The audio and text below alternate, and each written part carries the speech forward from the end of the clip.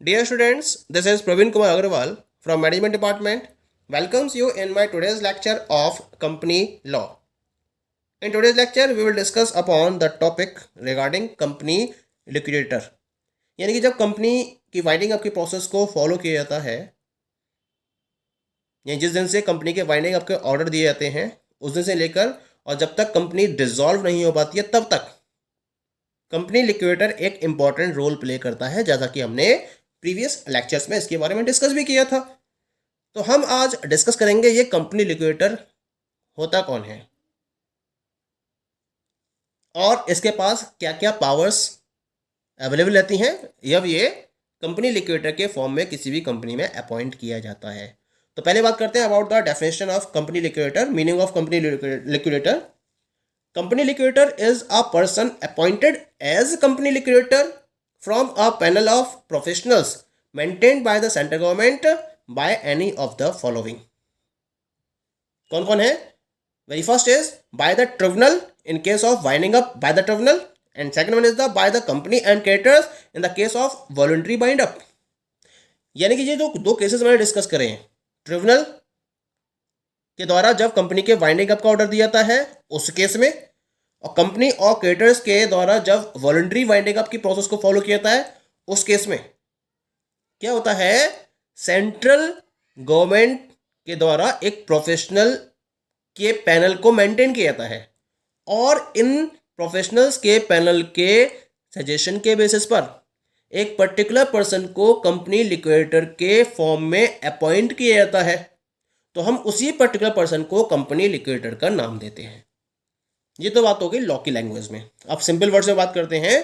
Company liquidator एक तरीके से एडमिनिस्ट्रेटर के तौर पर कंपनी में अपॉइंट किया जाता है जिसके पास कंपनी का कंप्लीट कंट्रोल होता है।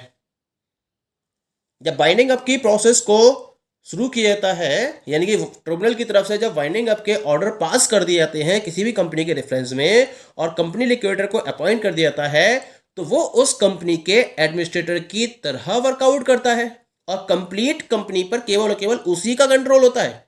अब कोई भी डायरेक्टर कंट्रोल में नहीं रहता है, उसकी कंट्रोलिंग पावर्स खत्म हो जाती हैं। कंट्रोलिंग पावर कंपनी लिक्विडेटर के पास आ जाती हैं। ये क्या करता है, कंपनी की सारी असेट्स को रियलाइज करता है, जहां जहां उसकी असेट्स हैं उनके बेसिस पर उसको मनी में कन्वर्ट करता है। कन्वर्ट करने के बाद जो भी डेट्स हैं कंपनी के उनको पे करता है और जो भी सरप्लस बचता है इसको कंपनी के मेंबर्स में डिस्ट्रीब्यूट कर देता है। जब कंपनी लिक्विडेटर वाइंडिंग अप की प्रोसीडिंग को फॉलो करता है, सबसे बड़ी बात क्या है, जो वाइंडिंग अप की कंप्लीट प्रोसीडिंग है वो कंपनी लिक्विडेटर के द्वारा ही फॉलो की जाती है। वो कंपनी के बिहाफ पर काम कर रहा होता है, अपने परफॉर्मेंस या अपनी एक्टिविटीज को परफॉर्म कर रहा होता है। तो एक तरीके से हम उसे कंपनी के ऑफिसर का नाम भी दे सकते हैं। We can say that a company liquidator is administrator as well as the officer of the company. Point clear हो गया? ठीक है, ये तो बात हो गई कंपनी लिक्विडेटर की। अच्छा, एक प्रोविजनल लिक्विडेटर और मैंने आपको डिस्कस किया था इससे पहले। क्या होता है प्रोविजनल लिक्विडेटर?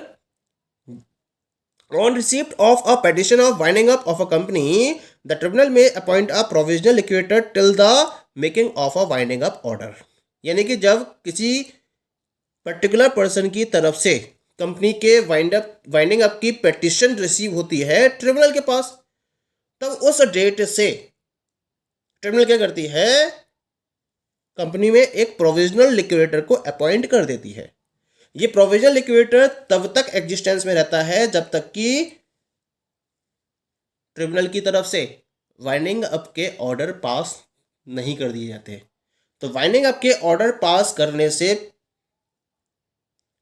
से पहले और कंपनी के वाइंडिंग अप की पिटीशन मिलने के बाद हम जिस लिक्विडेटर को अपॉइंट करते हैं उसे हम प्रोविजनल लिक्विडेटर का नाम देते हैं। और जब एक वाइंडिंग अप का ऑर्डर पास कर दिया जाता है तो यही प्रोविजनल लिक्विडेटर कंपनी लिक्विडेटर के फॉर्म में ट्रिब्यूनल के द्वारा अपॉइंट कर दिया जाता है। ठीक है, now we will discuss about some of the powers of company liquidator. यानी कि जब कंपनी लिक्विडेटर को अपॉइंट किया जाता है और कंपनी का कंप्लीट कंट्रोल उसी के हाथ में होता है, तो इसे क्या क्या पावर्स मिल जाती हैं?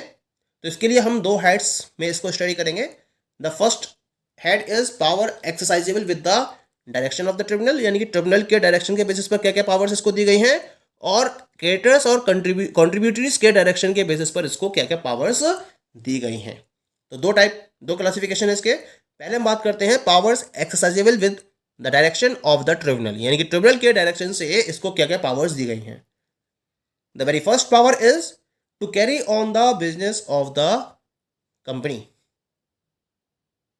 so far as may be necessary for the beneficial winding up of the company, यानी कि जब तक कंपनी कंप्लीटली डिसॉल्व नहीं हो जाती है और वाइंडिंग अप का ऑर्डर मिलने के बाद कंपनी के बिजनेस को कैरी ऑन करना चलता रहता है। ऐसा नहीं कि बिजनेस के ऑपरेशंस क्लोज हो जाते हैं, बिजनेस के ऑपरेशंस कैरी ऑन रहते हैं, और ये तब तक कैरी ऑन रहते हैं जब तक कंपनी का बेनिफिशियल वाइंडिंग अप पॉसिबल ना हो जाए।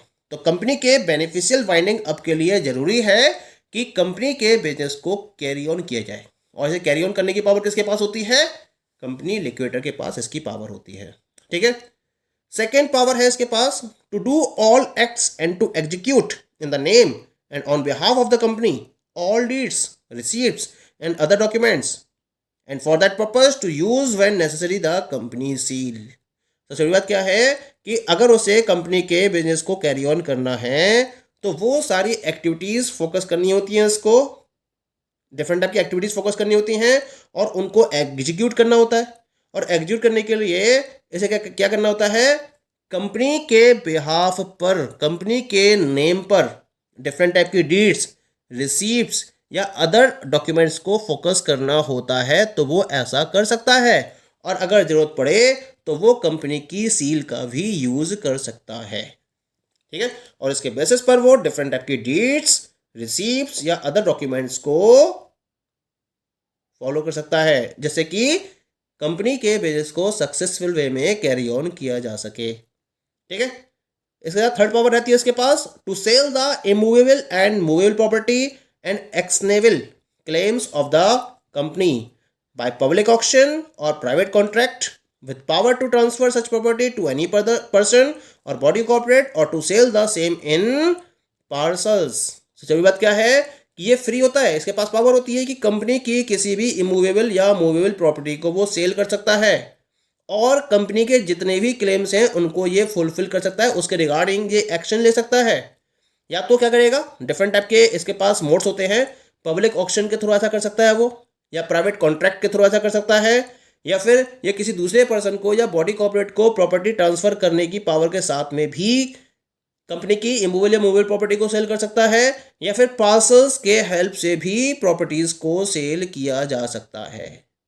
तो ये पावर इसके पास अवेलेबल होती है, जिसके बेसिस पर ये असेट्स को रियलाइज करते हुए जो डेट्स हैं, जो क्लेम्स हैं, उनको ये पे करता है। The fourth power is to sell the whole of the undertaking of the company as a going concern, यानी कि ये कंप्लीट अंडरटेकिंग जितनी भी है कंपनी की, सारी की सारी अंडरटेकिंग को सेल करने के लिए ये फ्री होता है। इसके पास पावर होती है कि ये कंपनी की कंप्लीट अंडरटेकिंग को सेल कर सके। Next power is to raise any money required on the security of the assets of the company, यानी कि कंपनी की असेट्स को सिक्योरिटी के तौर पर यूज करते हुए ये जो अमाउंट रेज करना चाहे वो अमाउंट रेज भी कर सकता है, ये भी पावर होती है इसके पास। Next power is to institute और डिफेंड एनी सूट, प्रोसिक्यूशन और अदर लीगल प्रोसीडिंग्स, सिविल और criminal, in the name and on behalf of the company. अगर ये किसी भी लीगल प्रोसीडिंग को या प्रोसिक्यूशन को या सूट को इंस्टीट्यूट करना चाहे, डिफेंड करना चाहे, तो ये कंपनी के बिहाफ पर या कंपनी के नेम पर ऐसा करने के लिए फ्री होता है। ये पावर इसके पास अवेलेबल होती है। इसके साथ साथ वो अगर कंपनी के क्रेडिटर्स, एम्प्लॉय या किसी भी अदर क्लेमेंट के क्लेम्स को इनवाइट करते हुए इसको सेटल करना चाहता है, और जो सेल प्रोसीड्स हैं वो क्या करना चाहता है, उसको डिस्ट्रीब्यूट करना चाहता है as per the priorities established under the act, तो वो ऐसा करने के लिए भी फ्री है।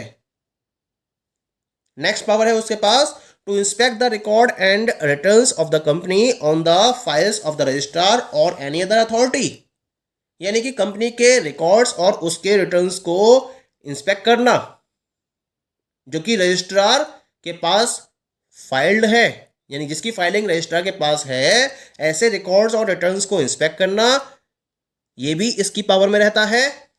इसके साथ साथ नेक्स्ट पावर है इसके पास to draw, accept, make and endorse any negotiable instrument, कोई भी नेगोशिएबल इंस्ट्रूमेंट है उसको ड्रॉ करना, उसको एक्सेप्ट करना, उसको मेक करना यानी उसकी मेकिंग करना और उसे एंडोर्स करना, ये भी इसकी पावर में आता है। नेगोशिएबल इंस्ट्रूमेंट जैसे कि कंपनी के नेम पर चेक है या बिल ऑफ एक्सचेंज है, हुंडी है या प्रोमिसरी नोट है जो कंपनी के नाम पर है या कंपनी के बिहाफ पर इनको इश्यू किया गया है, इनके रिगार्डिंग अगर इन्हें ये ड्रॉ करना चाहता है, इनको एक्सेप्ट करना चाहता है, इनको मेक करना चाहता है या एंडोर्स करना चाहता है, तो ऐसा करने की पावर इसके पास अवेलेबल रहती है।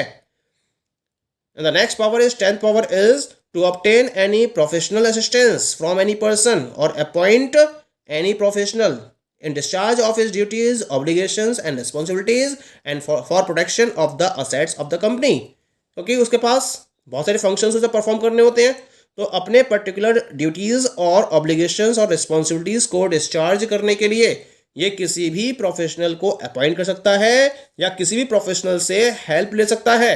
ऐसा करने के लिए ये फ्री होता है, क्योंकि ये ऐसा क्यों कर रहा है, क्योंकि ये कंपनी की असेट्स को प्रॉपरली प्रोटेक्ट करना चाहता है। तो अपने इस पर्पज को कंप्लीट करने के लिए अगर ये किसी भी प्रोफेशनल्स को अपॉइंट करता है या प्रोफेशनल से किसी भी तरीके की असिस्टेंस लेता है, तो ऐसा करने के लिए इसके पास पावर अवेलेबल होती है। ठीक है। Next one is the to take all such actions, steps और to sign, execute and verify any paper, deed, document, application, petition, affidavit, bond और instrument as may be necessary for the following purpose, यानी कि अगर उसको किसी भी type का कोई एक्शन लेना है, कोई भी स्टेप्स लेने हैं, साइन करने हैं, कोई भी एग्जीक्यूशन करना है, उसको किसी पेपर को वेरीफाई करना है, किसी भी डीड को वेरीफाई करना है, डॉक्यूमेंट, एप्लीकेशन, पेटिशन को वेरीफाई करना है, एफिडेविट, बॉन्ड या इंस्ट्रूमेंट को वेरीफाई करना है, तो वो ऐसा करने के लिए फ्री है। किस रेफरेंस में? कंपनी के वाइंडिंग अप के रिलेशन में वैसा कर सकता है। असेट्स को डिसॉल्व करना है, उसे उसका रिजोल्यूशन करना है, तो उसके रेफरेंस में वैसा कर सकता है। और अगर वो अपने ड्यूटीज़, ऑब्लिगेशंस और फंक्शंस को कंपनी लिक्विडेटर के फॉर्म में डिस्चार्ज करता है, तो इसको भी फोकस करते हुए वो इन सारे स्टेप्स को फोकस कर सकता है। ये भी पावर उसके पास अवेलेबल रहती है। ठीक है। The next power is to apply to the tribunal for such orders or directions as may be necessary for the winding up of the company, यानी कंपनी के वाइंडिंग अप के लिए ट्रिब्यूनल्स की तरफ से इसको जो भी ऑर्डर्स या डायरेक्शंस मिलते हैं उनको अप्लाई करना, ये भी इसकी पावर में अवेलेबल रहता है। ठीक है। तो ये तो बात हो गई about the powers which are exercisable at the direction of the tribunal. अब हम बात करेंगे about the powers exercisable at the direction of creditors और कॉन्ट्रीब्यूटरीज। तो इसमें केवल एक पावर है जिसको मैं डिस्कस कर लेता हूं आपको। द कंपनी लिक्विडेटर में समन मीटिंग ऑफ द क्रिएटर्स और कॉन्ट्रीब्यूटरीज, यानी कि अगर उसे क्रिएटर्स या कॉन्ट्रीब्यूटरीज की मीटिंग को फॉलो करना है तो इसके रिगार्डिंग ये समन भेज सकता है। समन भेजने की पावर इसके पास अवेलेबल होती है। The company liquidator shall summon such meeting as the creditors और contributories may by resolution direct, यानी कि एक रेजोल्यूशन को पास करने के बाद अगर कंपनी के क्रेडिटर्स या कॉन्ट्रीब्यूटरीज जो कॉन्ट्रीब्यूटरीज हैं वो अगर डायरेक्ट करते हैं, तो इसको ध्यान में रखते हुए कंपनी लिक्विडेटर एक समन भेजता है और कंपनी के कॉन्ट्रीब्यूटरीज या क्रेडिटर्स की मीटिंग को फॉलो कराता है। इसके साथ साथ जो मीटिंग है